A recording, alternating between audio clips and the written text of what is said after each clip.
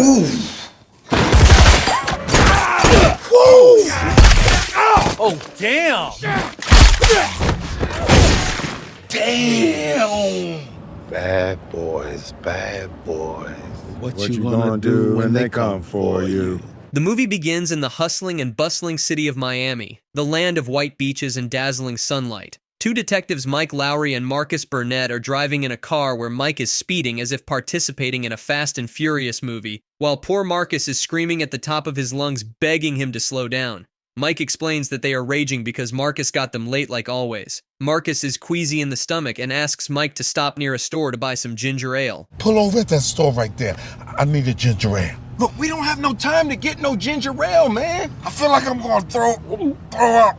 You got 90 seconds, all right? Ginger ale and nothing else. Marcus rushes inside the store, picks some ginger ale from an ice barrel, and then picks some candy while anxiously checking out the time. While he is at the counter to pay for the two items, his gluttonous gaze falls on some hot dogs. He orders one and is about to take a bit when a gunman enters the shop and orders the cashier to empty his register. If he didn't reach the car in 15 seconds, a very mean person would be barging inside the shop, grabbing their necks. While those words come out of his mouth, a wrathful Mike enters the shop looking for Marcus. Sir, I'm gonna need you to lower your weapon.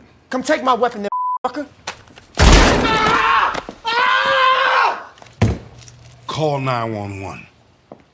Aren't you the police? In the next scene, Mike is getting married. The young bride Christine is giving a speech about how she met Mike when he had literally nothing but fell in love with the fire within him, and she vows that she will spend the rest of her life fanning that flame. Soon they get married, and at the reception party are joined by many prestigious guests, including Marcus's family. Mike's wedding is also attended by late caption Howard's daughter Judy and granddaughter Callie. Marcus gives a heartwarming speech for his buddy, and then the nightly dance and music begins.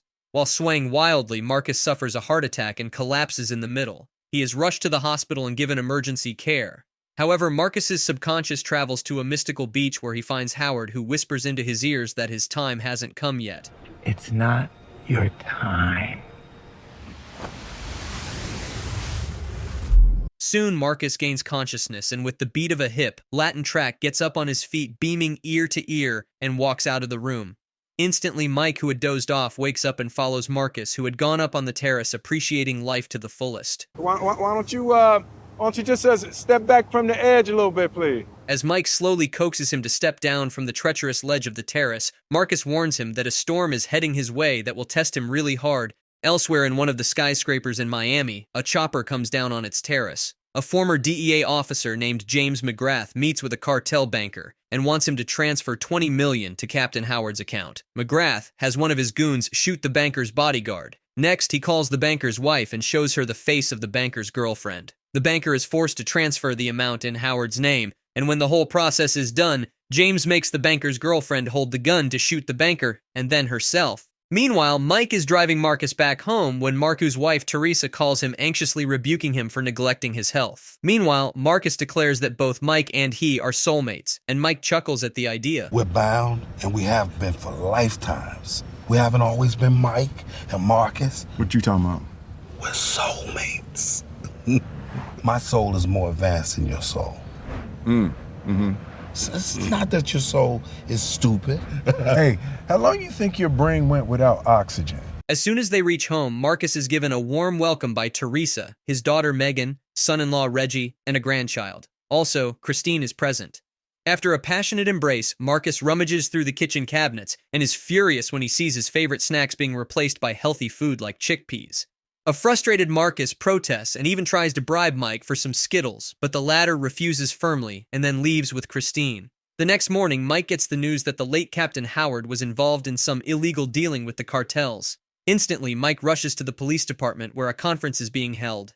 He confronts the higher officers who believe that Howard is a felon. Mike argues with Rita and Adam that if it weren't for Howard, none of them would have been holding their jobs. Bud Grice, another FBI higher-up, informs them that they knew someone was providing intelligence to a cartel moving product in South Florida, but they didn't know who it was. Adam continues that a cartel bank was shot dead a couple of weeks ago by his girlfriend, and they found a phone with Howard's contact on it. Suddenly, Howard's daughter Judy arrives, and Mike assures her that they are on the same team. However, Judy rebukes him that her dad would have been alive if it weren't for his roguish son and vows that if she ever finds him on the street, she will put him down. Mike decides to speak to the cartel directly. Mike visits the Florida Correctional Facility to meet his son Armando. Mike inquires whether Howard is working with the cartels, and Armando negates. In fact, he reveals that Howard was after those who were dealing illegally. Mike tries to clarify that Armando killed him because Howard was on his mother's hit list, but Armando adds that Howard's name was added to the list. Give me a name. My mother. She's the one who dealt with him. I knew we should have kept that damn witch alive. May she rest in peace.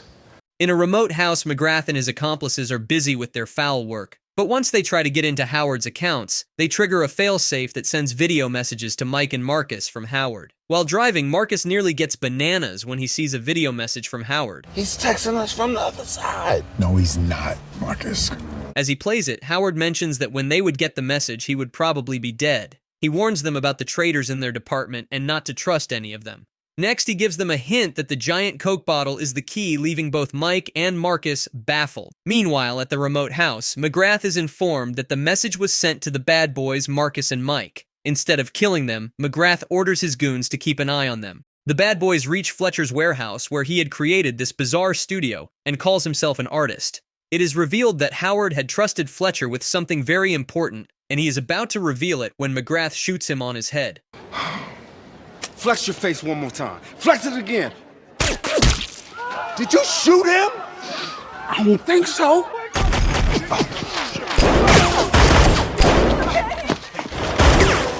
Whoa! Hey, stop! No! No, no, no, no! No, no!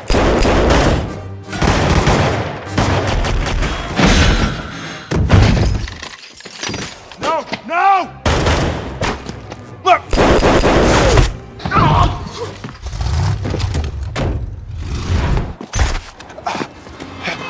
Miami PD, go!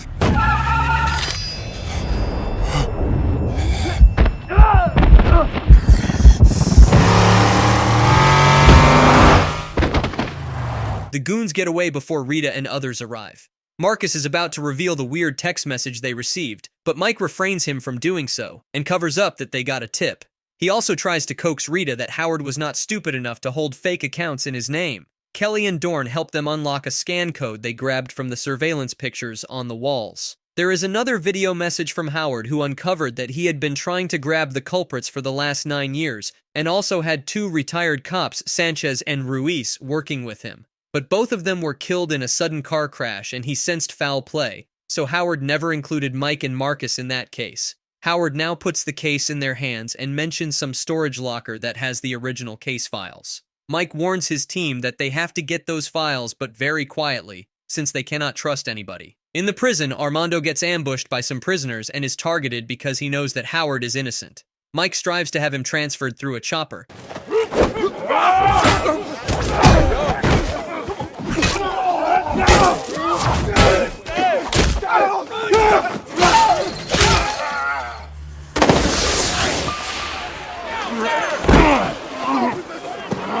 Adam agrees for Mike's sake. Both are boarded along with a caged Armando and a U.S. Marshal chopper. However, McGrath and his goons have already hijacked the helicopter and forced the pilot to send a distress message framing Mike and Marcus for the attack before McGrath slits the pilot's throat. McGrath escapes with some of his guys and leaves the chopper to go down.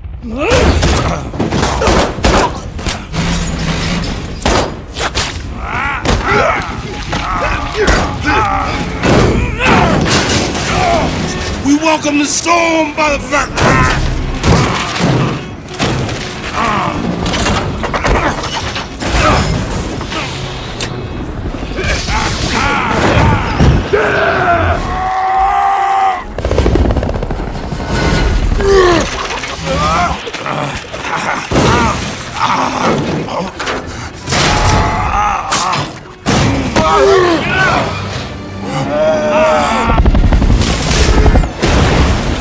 Armando then helps them crash land the chopper into the lake. From there, Armando wants to go solo, but Mike forces him to stay with him, since he is the only one who can identify the culprit. Mike tells him that Howard had some case files against that culprit, and now Dorn has them. Reluctantly, he agrees to help them. Meanwhile, the police survey the crash site and receive the distress message. Judy terms Mike, Marcus, and Armando's as wanted fugitives despite Rita's defending them.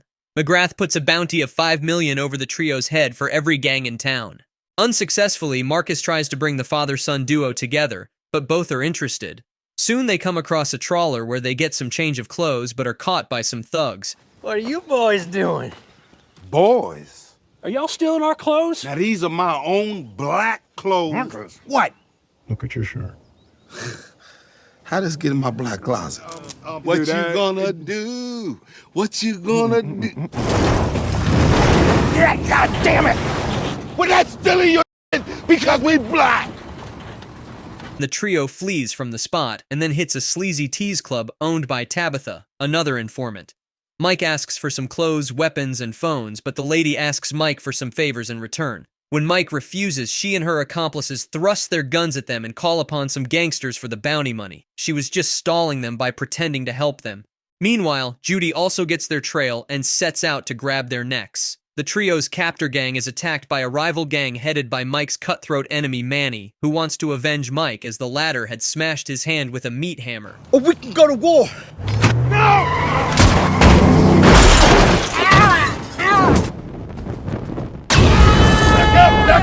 Back up! However, his van catches fire while Judy chases them from behind, and as soon as she sees Armando, she fires at him madly. Just in time, the trio hops out of the burning van, and within seconds, it explodes into ashes. Judy rushes towards the charcoaled van and is dismayed to find the trio vanished in thin air. Marcus, Mike, and Armando reach Dorn's house, and it is revealed that Dorn and Kelly are sweethearts in secrecy, as due to professional norms, they can't break out their relationship in public. Kelly is reluctant to tolerate Armando around her, as he can land them all in hot water despite being Mike's son. But in the end, both decide to help Mike and Marcus. Next, they scan through the 10-year data and photographs of all important higher-up officers that Captain Howard was investigating and show their pictures one by one to Armando. But still, they are not close to reaching their target. Soon, Armando finds a picture of James McGrath and points out that he is their guy.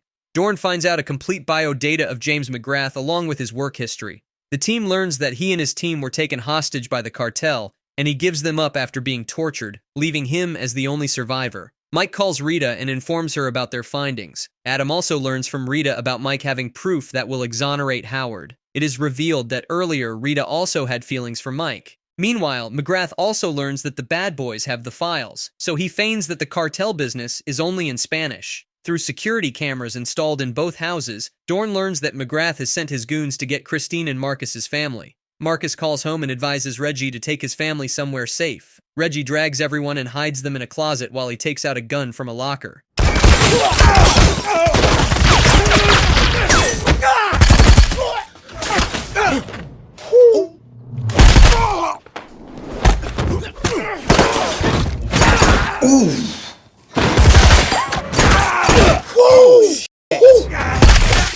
Oh, damn! Damn!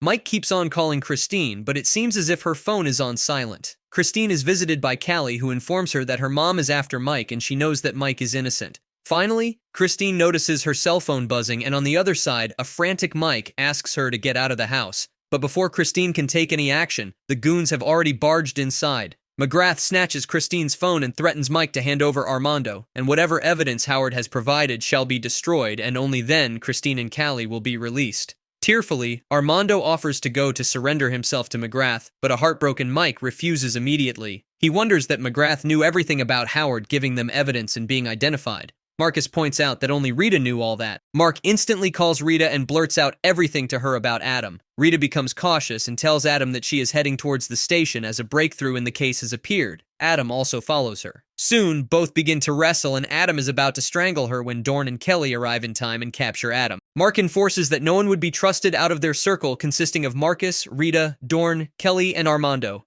Otherwise, they are inviting more risks toward Christine's and Callie's lives.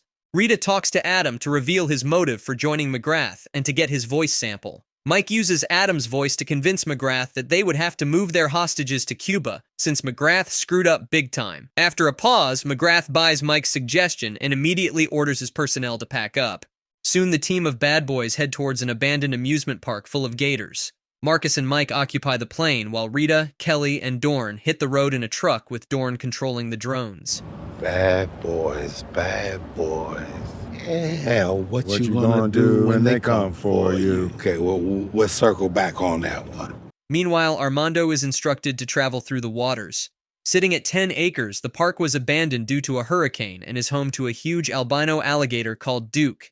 As the plane lands in the park, Adam is forced out, severely warned by Mike not to escape. Soon he sees McGrath pushing the hostages roughly. The secret slots of the place open and Mike and Marcus pull out their snipers through them. While targeting McGrath, who is pushing Christine forward, Mike has the best shot but at the wrong time. He gets another panic attack, since he fears that accidentally he'll kill Christine.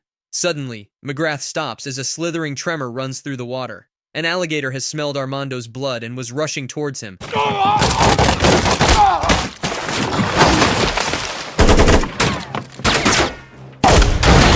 Dorn, take out that sniper!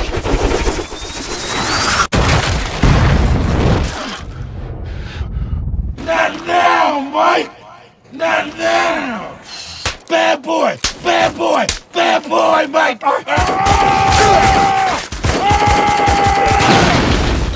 Mike!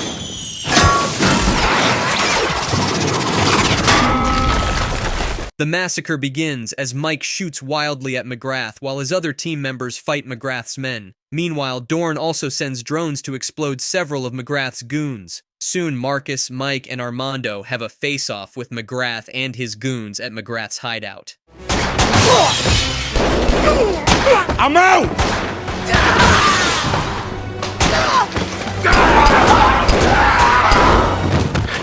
Grenade!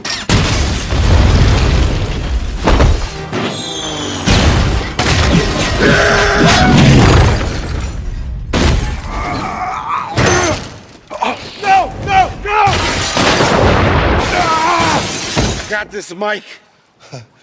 It's just Dookie, baby. This is not your place, Duke. That's how you command the universe. Meanwhile, Armando assures a terrified Callie that Mike sent him to save her. He gallantly fights the goons to protect Callie while getting his arm injured. Callie is about to flee the scene, but she turns back and helps an injured Armando on his feet, and then they escape. McGrath drags away Christine into a forest with Mike and Marcus following suit. Inside the hideout, a worn-out Adam slithers out of the broken airplane and then shoots Dorn. However, Rita comes in time and kicks him into Duke's pit. The park is flooded with the police, and Judy frantically searches for Callie until she finds her wristband. Marcus delves into the forest and finds the same beach where he had found Howard in his subconscious state. Suddenly, a gun is placed on his forehead by none other than McGrath. Mike finds McGrath targeting both Marcus and Christine, urging him to choose between his wife and friend. You have 5 seconds, Mr. Lowrey. We're gonna need some more time, sir. No, Mike. Your donkey ass shot me again. Judy also finds Callie with Armando and is about to shoot him when Callie comes in between, begging her to stop since Armando saved her life. Judy mellows down and finally puts away her gun. Judy embraces Callie and allows Armando to go with Mike. Soon, Mike helps Armando escape through a boat. Marcus keeps on condemning Mike for hitting him, while in the background news is being flashed that Howard has been exonerated. Also, the search for Armando Aritas continues, as he is considered a fugitive at large. On a sunny day, all the friends and family are enjoying a barbecue at a park, while Mike and Marcus argue about who is going to cook, when Reggie comes along asking permission to cook his chicken. What you doing, Reggie? Request permission to cook my chicken. All due respect, we appreciate that you did save people that we love. You can work that half of the grill. It's small, and I'll work this half. But is he still standing there? Mike, he killed 15 people at the house. Yeah, there's something weird in his eyes. Permission granted, Reggie. There you go. And this is where the movie ends. I really hope you enjoyed the recap, and if you did, then don't forget to subscribe to the channel, smash that like button, turn on the notifications, and share the video for more awesome movie recaps. Thank you for watching.